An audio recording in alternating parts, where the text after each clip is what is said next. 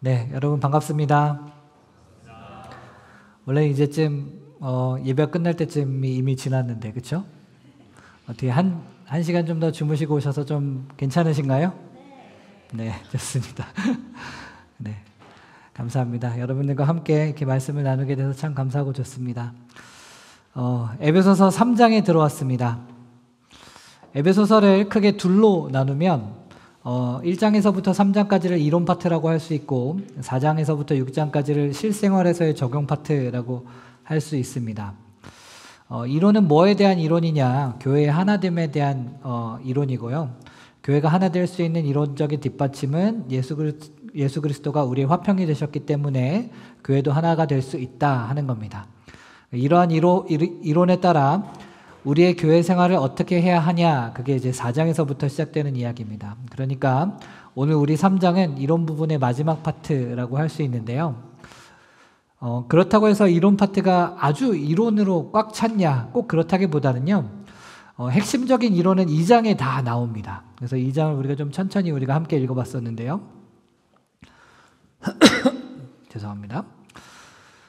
네. 허물과 죄로 죽었던 너희를 예수님이 살리셨고, 그리고 너희 사이에서 화평이 되셔서 둘로 하나를 만드셨다. 그래서 너희는 서로 연결되어서 주 안에서 성전이 되어간다. 이렇게 이제 에베소서의 핵심적인 이론을 간단하게 정리해 볼 수 있겠습니다. 그럼 이제 1장과 3장은 그럼 뭐냐? 이제 1장은 찬송이고 3장은 기도다. 이렇게 간단하게 정리할 수 있습니다. 이제 1장은 찬송하리로다 라고 하면서 이제 감격에 겨운 고백들이 쭉 이제 이어지는 거고요. 3장은 바울이 에베소 교회를 향해서 축복 기도를 하는 내용입니다. 그러니까 1장은 찬송, 그리고 2장은 이론, 3장은 기도. 이렇게 보시면 되시겠습니다. 자, 그런데 오늘 3장을 읽어보셨는데요. 기도 같으신가요? 네. 뭐 기도라고 하기엔 너무 또 에베소서가 너무 복잡하지 않으세요, 여러분? 이론 중에서도 되게 복잡한 이론이 또 막 나오는 것 같은데 싶습니다. 그래서 이 부분을 저와 함께 좀 정리해 보면서 한번 읽어보면 좋겠습니다. 먼저 이제 1절을 보시면 이렇게 되어 있습니다. 우리 함께 읽어볼까요? 시작. 이러므로 그리스도 예수의 일로 너희 이방인을 위하여 갇힌 자 된 나 바울이 말하거니와. 네. 이 1절을 성경 번역본 중에서 이제 원어에 가장 직역에 충실한 것으로 이제 평가받는 이제 NASB 성경이 있는데요. 이제 이렇게 번역해 놓았습니다. For this reason, I, Paul, the prisoner of Christ Jesus, for the sake of you Gentiles. 이렇게요. 자, 영어보다는 또 독일어가 또 편하신 분들이 계시죠? 독일어 성경은 이제 잘 아시겠지만 종교개혁이라고 하는 것이 이제 모두 다 이해할 수 있는 언어로 성경을 번역하려는 것이었으니까요. 이제 NASB처럼 아주 지독하게 직역하지는 않지만 그래도 이제 개 중에 가장 직역에 가까운 버전이 이제 엘버펠터 비벨이라고 하는 버전인데요. 요건 1절을 이렇게 번역해 놓았습니다. Deswegen bin ich Paulus der Gefangene Christi Jesu für euch die Nationen. 이렇게 되어 있어요. 잘했죠? 괜찮죠? 네, 네. 다행입니다. 자, 우리가 한글로 읽었을 때랑, 그리고 여기 이제 영어랑 이제 독일어인데, 이제 원어를 우리가 보면 우리가 알 수가 없으니까요. 그렇죠? 그러니까 이제 원어의 직역본으로 읽었을 때 여러분 어떤 차이가 좀 있으신 것 같으세요?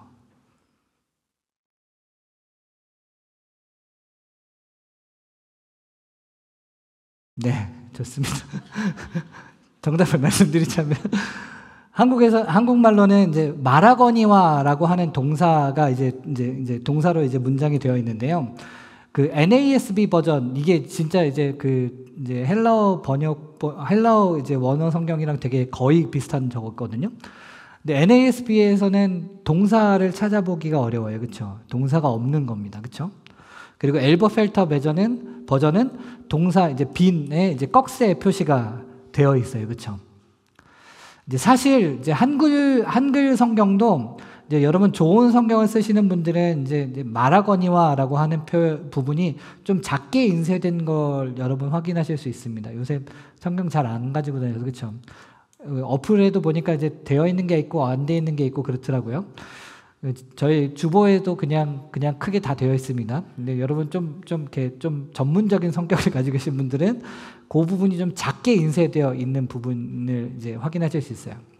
이렇게 작게 인쇄되는 이유가 이제 실수로 폰트를 작게 한 게 아니라 나름의 이유가 있어서 그런 겁니다. 몇 가지 이런 경우에 몇 가지 이유가 있는데 여기 1절의 경우에는 이제 원어상으로는 NASB처럼 동사가 아예 없는데 그렇다고 동사를 아예 빼자니 또 이해가 좀 어려울 것 같고 이제 문장이 잘 안 만들어질 것 같아서 이해를 돕는 차원에서 간단히 넣어두는 경우에도 이렇게 작게 인쇄가 되기도 합니다. 그래서 한글 성경이나 다른 번역본에서는 말한다라고 하는 동사를 쓰기도 하고 아니면 엘버펠터처럼 이제 비동사, sein 동사를 사용하기도 합니다. 그렇지만 사실은 원래 원어에는 이게 있어요, 없어요? 없다는 얘기입니다. 네. 이걸 왜 굳이 이렇게까지 비교하면서까지 알려드리냐면 1절이 사실은 이제 완성된 문장이 아니라 어디에 갖다 연결되어 있는 문장인 건데요. 1절이 어디에 연결되어 있냐면 당연히 2절에 연결되어 있지 않을까라고 생각했는데 사실은 우리가 다음 주에 함께 묵상할 15절에 연결되어 있습니다. 그래서 복잡한 거 다 걷어내고 이 문장의 주어가 뭐냐면 바울이고요. 그리고 동사는 1절을 2, 3, 4, 5절 쭉 지나서 15절에 비노니, 무릎 꿇고 비노니, 이게 이제 동사가 되는 거예요.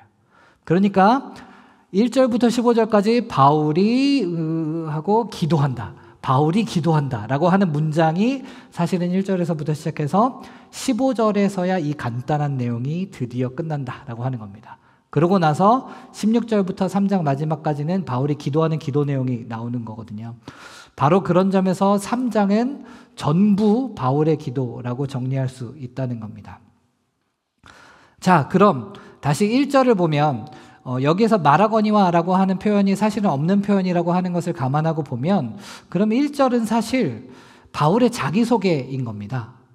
이제 그리스도 예수의 일로 너희 이방인을 위해 갇힌 자 된 나 바울 인 거예요.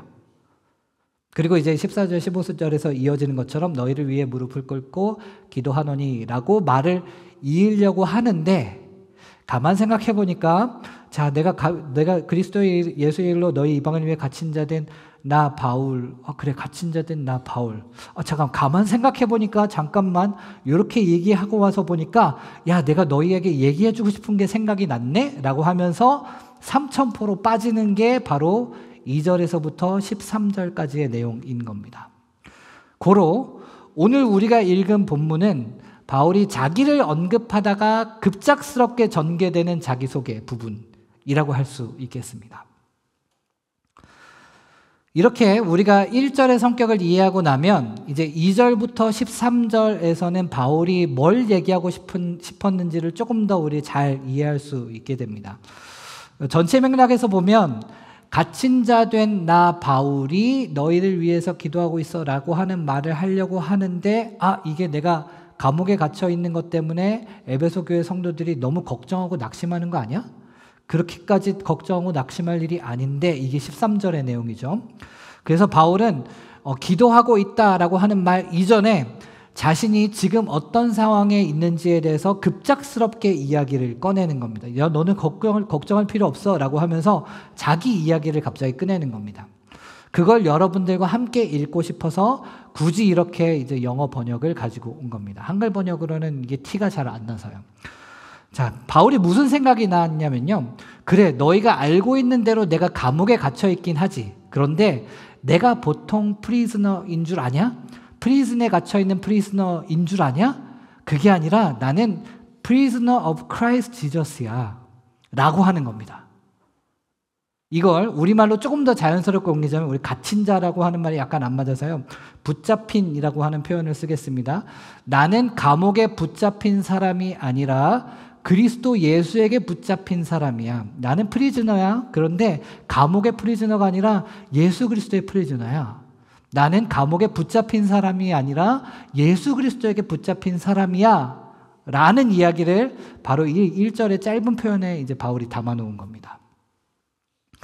이 표현으로 바울은 더 이상 감옥에 붙잡힌 존재가 아니라 그리스도 예수에게 붙잡힌 존재로서의 자신에 대한 소개를 이어나가는 겁니다. 그리스도 예수에게 붙잡힌 존재로서 나는 어떤 사람이냐면 7절 일꾼인 사람이야. 근데 무엇에 대한 일꾼이냐면 복음에 대한 일꾼이 되었어. 복음이 뭐냐고? 우리 2절에 이제 하나님의 그 은혜의 경륜, 3절에 비밀, 4절에 그리스도의 비밀, 5절에 이제 그의 거룩한 사도들과 선지자들에게 성령으로 나타내신 것, 이 표현들이 다 이제 모두 다 복음에 대한 다른 표현들인데, 이런 복음은 6절 이방인들이 그리스도 예수 안에서 함께 상속자가 되는 것이고 함께 지체가 되게 하는 것이고 함께 약속에 참여하는 자가 되게 하는 것이 그것이 복음이야. 여러분, 바울이 말하는 복음에 이제 함께라는 말이 계속 붙는 것을 여러분 잘 기억하셔야 됩니다. 복음은 개인적인 것이 아닙니다. 복음은 함께가 되는 것이지 단순히 하나님과 나 사이의 1대1만의 문제가 아닌 겁니다. 나 혼자만 잘하면 되고 나 혼자만 잘 믿으면 되는 게 아닌 겁니다. 그리고 이제 7절 그 복음을 위해서 내가 그 복음을 위해서 내가 일꾼이 되었어. 이렇게 바울이 자기소개를 하는 겁니다. 감옥에 붙잡힌 나 바울이 아니고 그리스도 예수에게 붙잡힌 나 바울. 그리스도 예수에게 붙잡혀서 복음의 일꾼이 된 나 바울. 이런 내용의 자기소개인 겁니다. 좋아요. 바울이 이제 그리스도 예수에게 붙잡힌 자가 되었고 이제 복음의 일꾼이 되었다라고 하는 건데요. 그러면 이렇게 바울이 복음의 일꾼이 된 것이 바울이 잘나서였냐? 8절에 따르면 그건 아니다. 나는 모든 성도 중에 지극히 작은 자보다 더 작은 자일 뿐이다. 되게 겸손해 보이잖아요. 아마 바울에게는 아마도 자신이 과거에 이제 예수 믿는 사람들을 핍박했던 것에 대한 이제 빚진 마음이 여전히 있었던 것 같아요. 그래서 내가 잘해서 복음의 일꾼으로 뽑힌 게 아니고 뽑힐만 해서 복음의 일꾼으로 뽑힌 게 아니고 하나님이 자신을 위한 복음의 일꾼을 세우시는데 거기에 내가 복음의 일꾼이 되는 은혜를 받았을 뿐이다. 근데 중요한 것은 하나님이 이렇게 자신을 위한 복음의 일꾼을 세우시는 목적이 있다는 거다라고 하는 게 이제 중요해지는 겁니다. 그 목적이 뭐냐? 이제 하나님이 복음의 일꾼을 세우시는 목적이 총 4가지가 나오는데요. 첫 번째 목적은 8절에 그대로 나옵니다. 여러분 그 주보를 보시면서 같이 본문을 보시면서 보면 될 것 같아요. 첫 번째 목적은 이방인들에게도 그리스도의 풍성함을 전해주시기 위함이다. 이 풍성함이라고 하는 것은 측량할 수 없다라고 하는 겁니다. 인간의 생각으로 하나님의 풍성함을 가늠한다고 하더라도 하나님은 항상 그 한계 너머에 계시는 분이시다라는 말입니다. 그래서 우리는 하나님을 절대자라고 부르기도 하지만 사실 우리의 인식은 이제 절대라고 하는 경지를 결코 담아낼 수 없습니다. 우리는 항상 상대적이니까요.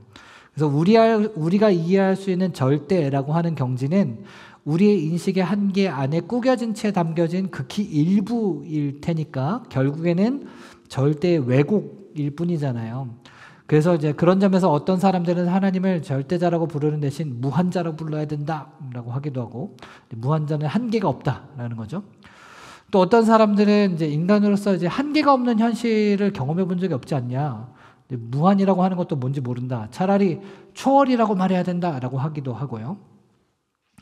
그리스도의 풍성함이란 것은 우리의 인식과 생각과 상상을 항상 넘어서는 것으로서 존재합니다.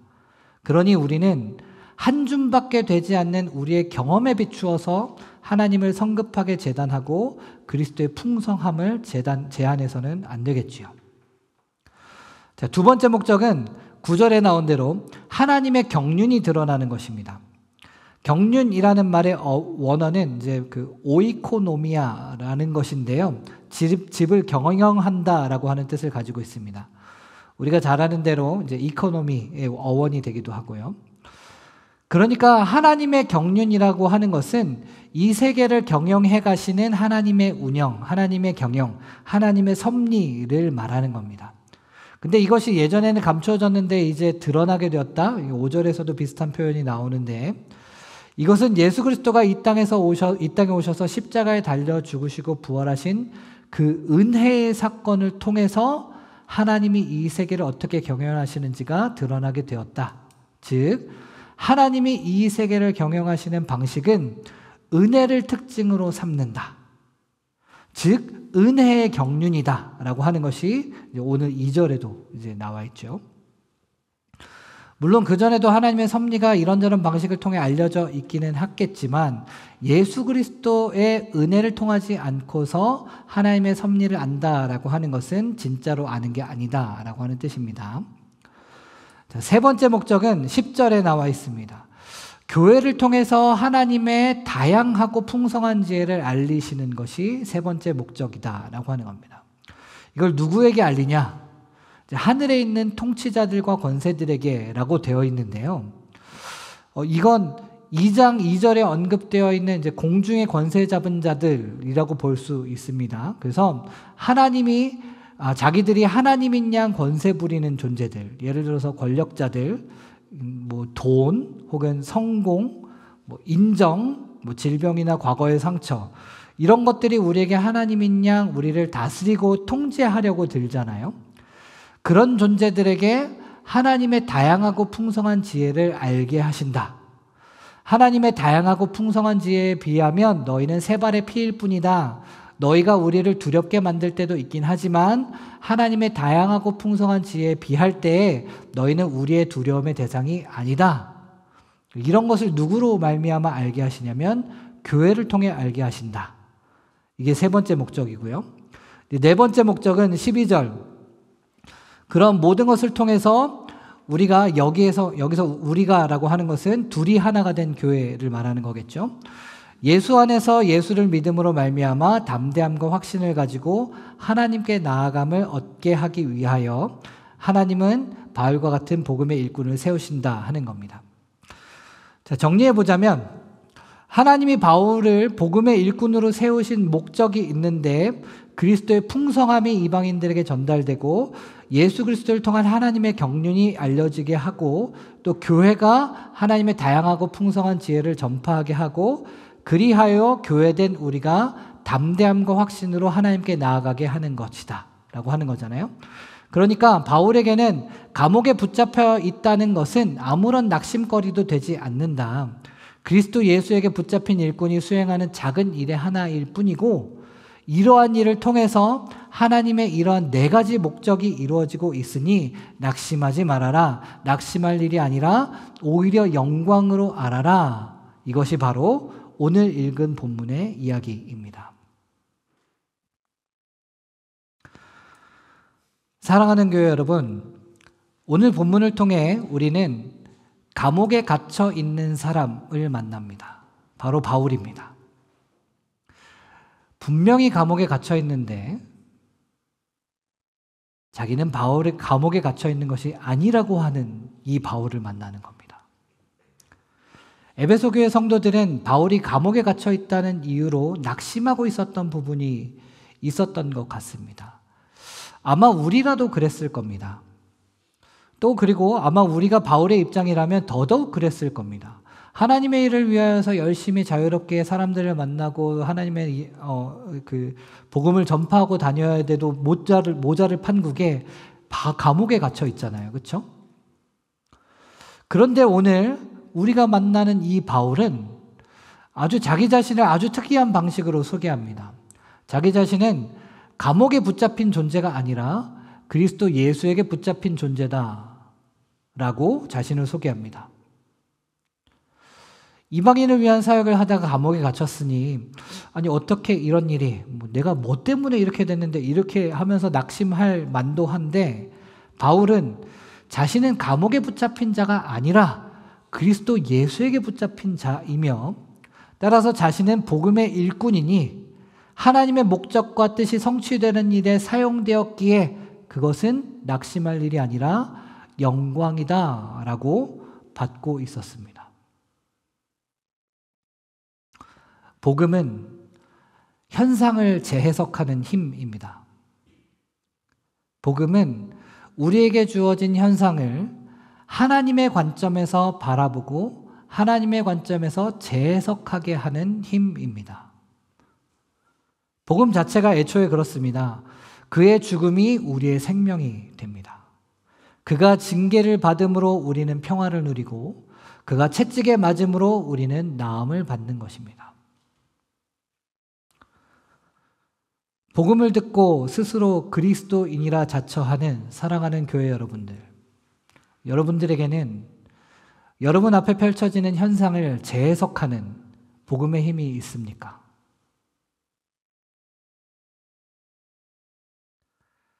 우리 앞에는 우리가 오랫동안 노력해온 결과물이 우리가 기대하는 대로 펼쳐지는 경우도 있지만 더 많은 경우에 우리의 기대와는 다른 현상이 펼쳐지기도 합니다.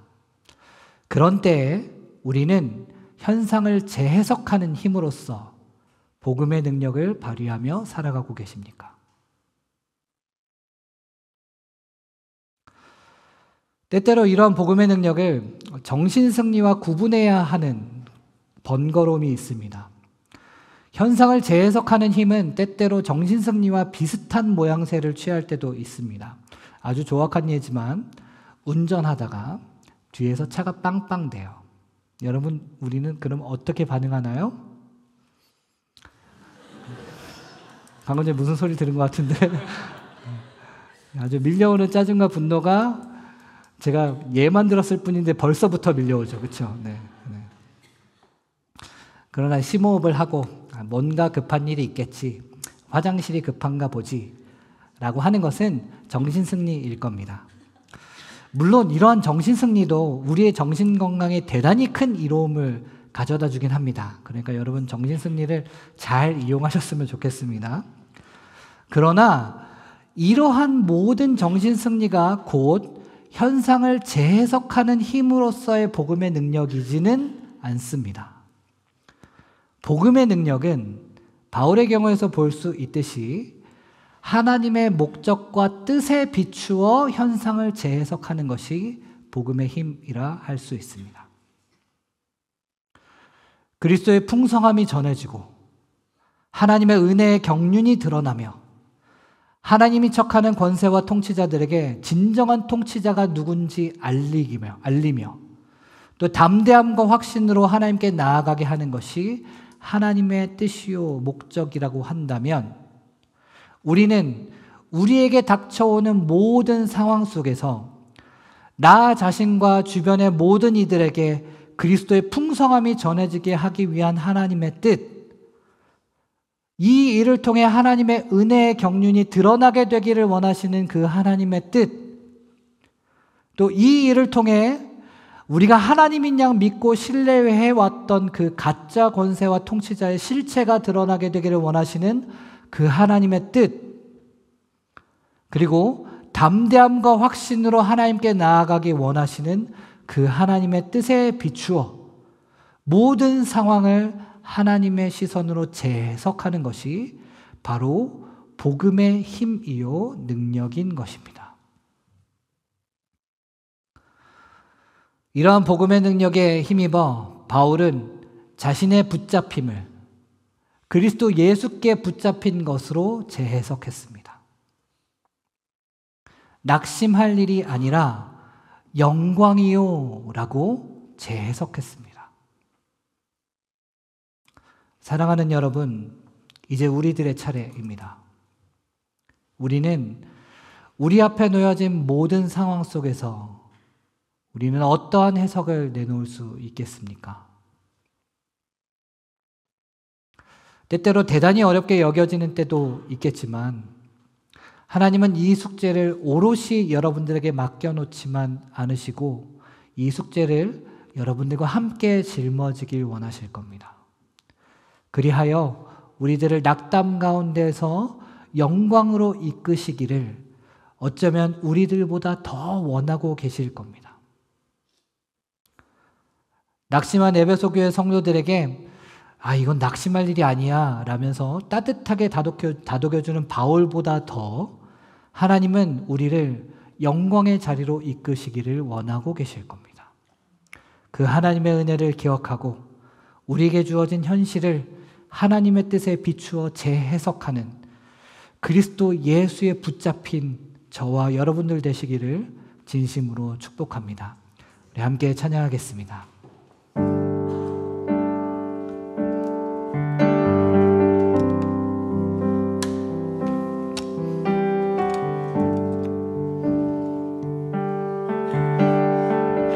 모든 상황 속에서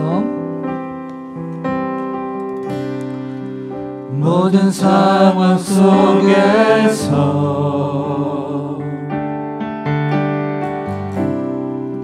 주를 찬양할지라.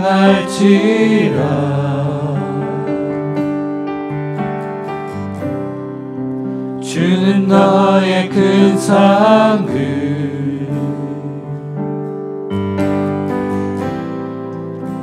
큰 도움이시라. 주의 얼굴 구할 때 주의 얼굴 구할 때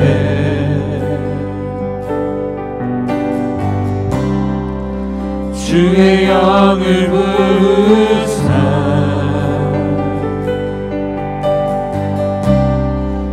크신 사랑 안에서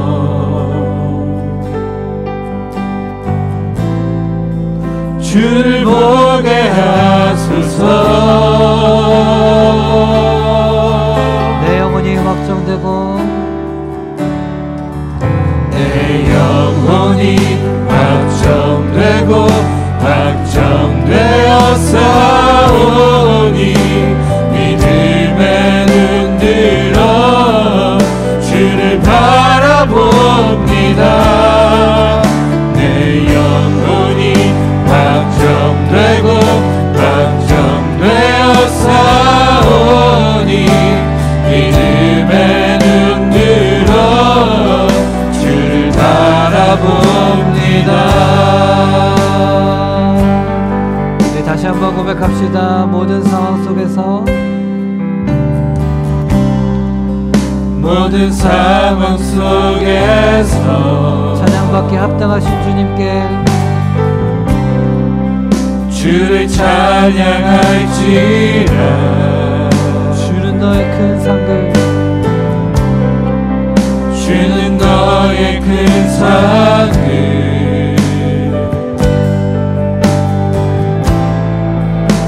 큰 도움이시라.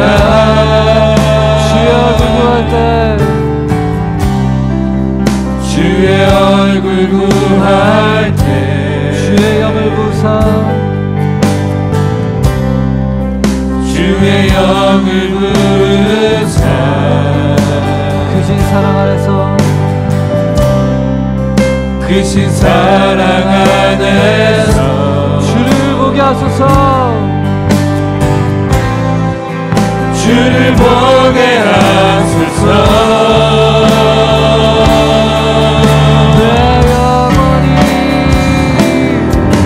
내 영혼이 확정되고 확정되어 싸우니 믿음에 눈들어 주를 바라봅니다. 내 영혼이 확정되고 확정되어 싸우니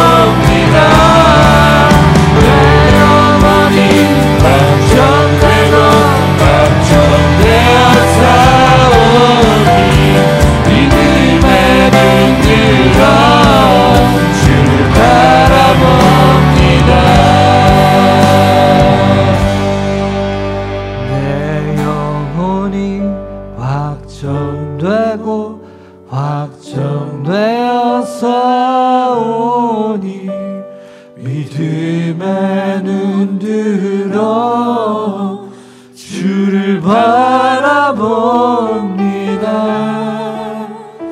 내 영혼이 확정되고 확정되어 싸우니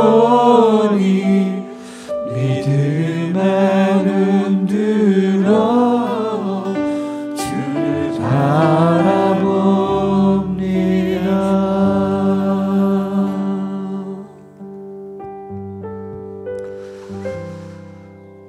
우리 함께 기도했으면 좋겠습니다. 여러분, 한편으로는 우리는 감옥에 갇혀 있지 않아서 자유로운 것 같지만 생각해보면 생각할수록 우리는 여러 가지 종류의 눈에 보이지 않는 감옥에 갇혀서 사는 것 같기도 합니다. 오늘의 여러 이해관계의 감옥들, 관계의 감옥들, 성공이라는 이름의 감옥들, 다른 사람의 인정이라고 하는 감옥들, 때로는 과거에 있었던 일들이 감옥이 되어서 오늘의 우리를 붙잡아 두고 있기도 합니다. 바울 역시 감옥에 갇혀 있었습니다. 그러나 그는 자신을 감옥에 붙잡힌 자가 아니라 그리스도 예수에게 붙잡힌 자, 복음의 일꾼이 된 자로 보며 낙심할 일을 영광으로 이해했습니다. 문제는 우리입니다. 우리도 복음을 믿고 그리스도인이라 자처하는데 우리에게는 이런저런 감옥에 갇혀서 낙심하는 일들만 왜 늘어나는 걸까요? 왜 우리에게는 현상을 재해석하는 복음의 능력이 나타나지 않는 걸까요? 우리를 돕기 원하시는 하나님을 우리가 바라보지 못해서가 아닐까요? 그리스도 예수에게 붙잡힌 바 되어 하나님의 목적과 뜻을 바라보지 못하기 때문이 아닐까요? 우리 시간 함께 기도하면 좋겠습니다. 하나님, 이 시간 우리와 함께하여 주셔서 우리가 다른 감옥에 붙잡힌 것이 아닌 그리스도 예수께 붙잡힌 바 되게 하여 주시옵소서. 우리를 붙잡고 있는 감옥을 바라보는 눈을 들어서 낙심을 영광으로 바꾸시기 원하시는 하나님을 바라보게 하여 주시옵소서.